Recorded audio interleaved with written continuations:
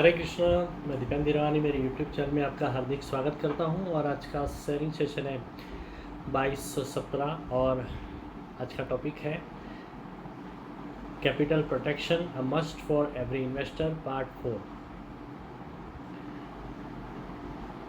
Over the years, several financial institutions, including banks, insurance companies, cooperative credit societies, cheat fund companies, gold schemes, and Ponzi schemes, have collapsed, leaving millions of investors in financial distress.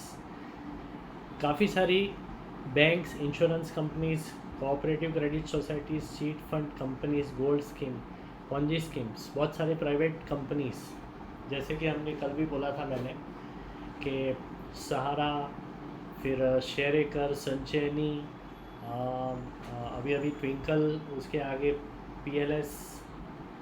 Peerless, बहुत सारी ऐसी कंपनियां थी जो डूब गई और public का पैसा नहीं मिला, वापस डूब गया।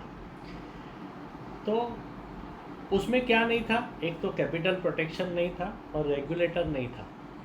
तो वो दोनों चीज़ कोई भी इन्वेस्टमेंट में इन्वेस्टर को देखना बहुत ज़रूरी है।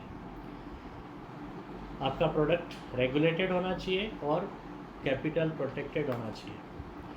फिर हमने देखा था कि की financial regulators in India, regulators कौन कौन है, कौन कौन से एरिया में। तो बैंकिंग में रेगुलेटर है आरबीआई, कैपिटल मार्केट्स में है सेबी, इंश्योरेंस में है आईआरडीए, पेंशन में है पीएफआरडीए, कॉरपोरेट अफेयर्स में है एमसीए और रियल एस्टेट में है रेरा। ये सारे उस एरिया के रेगुलेटर्स हैं।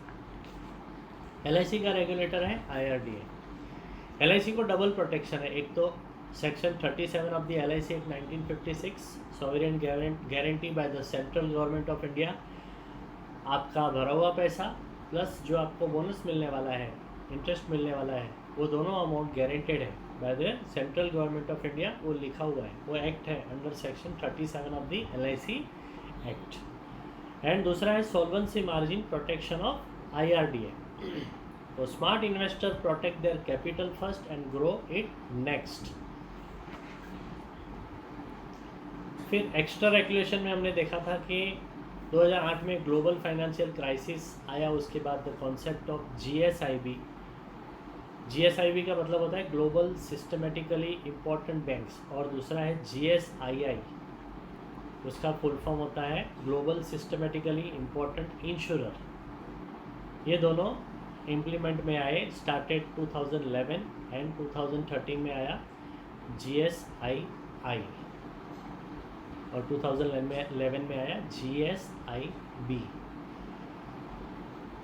GSIB are banks whose failure could seriously impact the international financial system, and GSIIs are the insurance companies whose failure could disturb the global financial system. कुछ ऐसे banks होते हैं, कुछ ऐसे इंश्योरेंस कंपनीज होती है जिसकी जो अगर डूब गई किसी वजह से, तो पूरा फाइनेंशियल जो मार्केट है वो पूरा डाउन हो जाता है। तो वैसा नहीं हो, इसके लिए इन कंपनीज़ को इन बैंक्स को और इन इंश्योरेंस कंपनीज़ को एक्स्ट्रा सुपरविज़न और एक्स्ट्रा रेगुलेशन दिया जाता है, जिसकी वजह से वो ज़्यादा सिक्योर और सेफ हो जाती है। अभी डीएसआईबी का एग्जांपल है SBI, HDFC bank, ICICI bank, ये सब डीएसआईबी के अंडर में है। और डीएसआईआई के अंडर में है LIC, New India Assurance and GIC.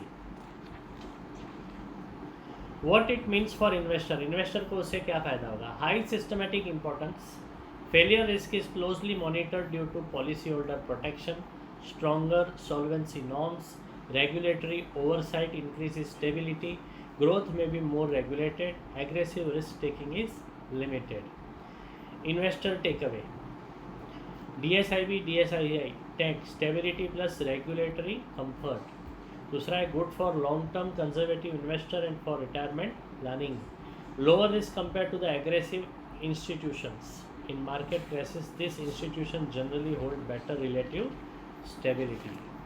तो दोस्तों, यहाँ पे हमने कैपिटल प्रोटेक्शन के बारे में देखा, तो ये यहाँ पे एंड होता है। कल हम नया टॉपिक के बारे में बात करेंगे, और तब तक के लिए धन्यवाद। हरे कृष्णा।